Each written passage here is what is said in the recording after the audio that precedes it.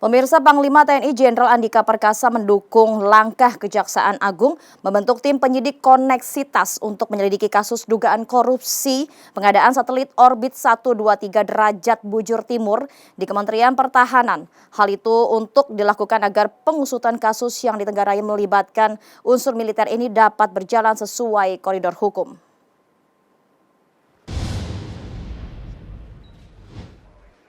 Pengusutan kasus dugaan korupsi satelit orbit 123 derajat bujur timur terus bergulir.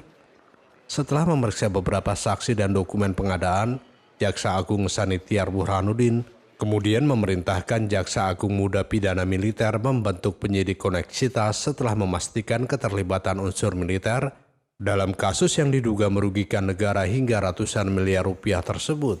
Tindak lanjut langkah hukum itu kemudian didukung oleh Panglima TNI Jenderal Andika Perkasa.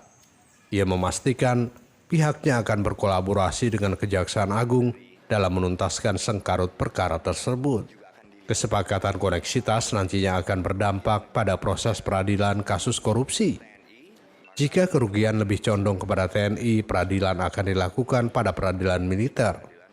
Jika kerugian lebih besar non-militer, proses persidangan dilakukan di peradilan umum, namun tetap melibatkan peradilan militer untuk persidangan terdakwa dari pihak TNI.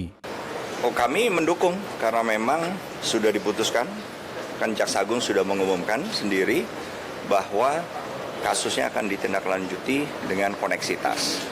Nah, koneksitas nanti akan harus ada keputusan yang lebih tinggi lagi, bukan hanya Jaksa Agung. Nah, kemudian peran kami dan peran dari peradilan umum juga akan dilihat. Misalnya lebih berat kerugian negara ada di TNI, maka kemungkinan besar akan diputuskan oleh Mahkamah Agung, peradilannya di peradilan militer. Kasus satelit orbit 123 terjadi saat Kementerian Pertahanan mengambil alih pengelolaan satelit untuk orbit 123 bujur timur dari Kementerian Komunikasi dan Informatika dengan dalih ingin membuat sistem satelit komunikasi pertahanan. Dengan alasan demikian, slot diambil alih dan diisi dengan satelit sewaan dari sejumlah perusahaan.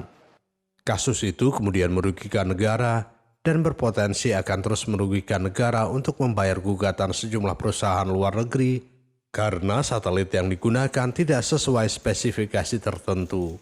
Dari Jakarta, Dio Malau, Nusantara TV melaporkan.